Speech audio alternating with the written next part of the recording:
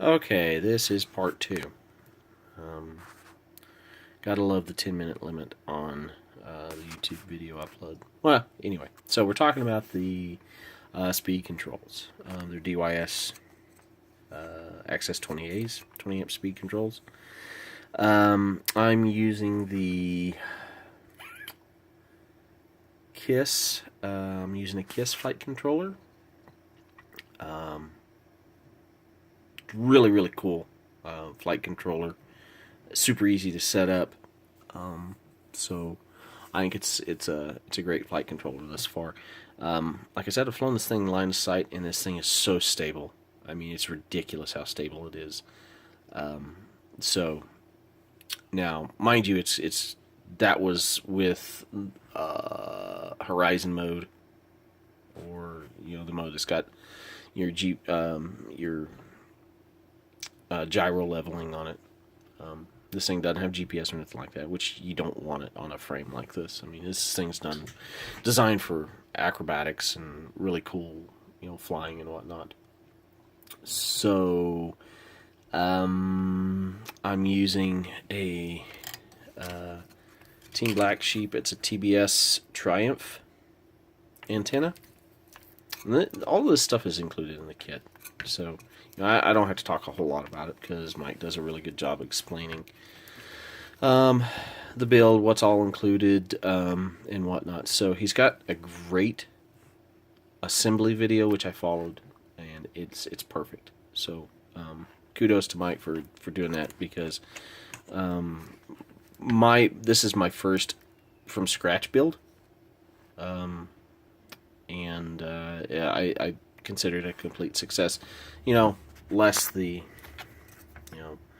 the bum power distribution board. Now this thing's got OSD built in, like I said, and it was all screwy. The power distribution in itself worked fine, but other than that, it was a piece of junk. It just didn't work. If you can live without the OSD part, it works fine. But now this thing, it'll handle up to 150 amps, which is kind of cool. I don't see myself pulling that kind of amperage with it. I don't know. I might. Who knows? But hopefully they got all the problems fixed with this newer revision of the board. So on Quad Revo's site, it's about $35 for the board, and I tested it, powered it up. It was reading voltage fine. Flight timer was at 0, like it should be. If you're not flying or you don't have throttle or nothing like that. Now, one last thing I'd like to talk about is these red parts on here. So, Mike down at FPV Flight Club, he 3D prints all this stuff, the red parts here,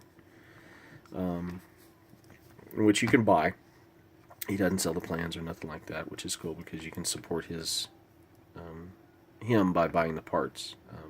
These are motor guards specially made for the QAV-X here. Now this is the Sharpoo edition. It's the 4mm bottom, not the 3, which is kind of awesome. But again, this is my first attempt at scratch building one, which, like I said, it was a complete success. This thing flies great. Hovers like a dream, and it's got power for days. It's ridiculous how much thrust this thing's got. Now the QAV-X comes with power, but Mike's supply. You have the opportunity of specifying what color of braided sheathing you want for this power. I suppose you could probably also do braided for power wires and things like that, but being the runs are so short, you really don't need it. Now, the one thing I had to do when I got this new board in down here is I had to desolder the existing power and ground wires, because here's the deal. So this old board, if you look, let me see if I can get this in focus. So I like the way the layout was here because it simplified things, it cleaned things up. You had your positives in the corners, your ground in the center. Everything was awesome. Now, this new board, you know, all your wiring, all my existing wiring was cut to fit this board here.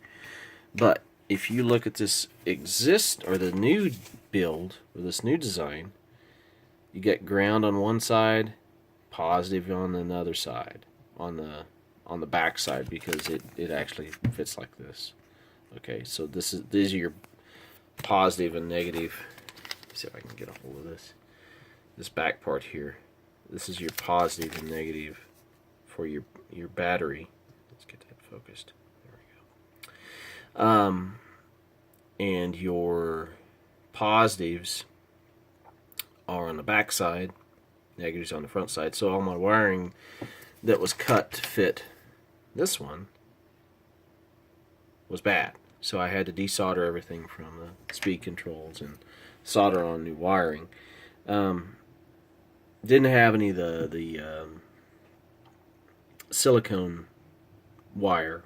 So luckily I had some wire from my existing hex build when I upgraded the motors from the Taro motors to the T motors that I've got on it currently right now. So all that excess wire I had bundled up, and it's actually larger gauge than the silicone wire that came with the speed controls. The only problem is it's all black, so I had to pay incredibly close attention on which is negative, which is positive. Now you have to route them a little different, because being that your positives are now back here, your negatives are on this side of the board. So your negatives here are going to be a little shorter. Positive runs are going to be clear quite a bit longer than they were before. So I had to accommodate that, and it's no big deal. I mean, it's just, you know, you have to desolder the positive and negative wires, and you know, do it that way. Which is, if you're not good at soldering, I suggest you get good at it, because little micro solder joints on these boards, it's ridiculous how small some of these connections are. In comparison to my thumb here, you can kind of see they're tiny. So get good at soldering before you attempt something like this. This is not for a beginner, because you can easily screw something up. You know, bounce solder off of a connection, and it toasts your power distribution over your entire build. Other than that, I don't have a whole lot more as far as details go. Like I said, the flight controller, everything that Mike sells down there, he sells the kit, and it comes with a cheat sheet when it comes to cutting the wiring to specific lengths, and he does an awesome job. It was spot on. So, you know, just go ahead and check his site out. It's a great resource. He's got tons of good videos on there. And he walks you through in every detail. Now, the one last thing here, and I shot him an email and was talking to him a little bit about this. I don't know if I talked to him in depth about it, but the mount that he uses for this, these are actually antenna tube mounts here that your antenna wires go up through. With these racecraft props, I could not use these antenna tube mount locations, so there's probably going to have to be some retooling done when it comes to, or the redesign of this mount a little bit to accommodate those props, because this one fits fine. There's clearance there, but this one it would hit. So I had to relocate the antenna up higher onto this top mount, and did it that way. Works fine, but it's just a little different than the original build, or the original build video. So anyway, I'm going to get off of here. Again, have a great weekend, and we'll talk to you later. Oh, maybe I won't get off here. I'd like to talk a little bit more about the settings that come with the build as well. So we're going to stop this and continue.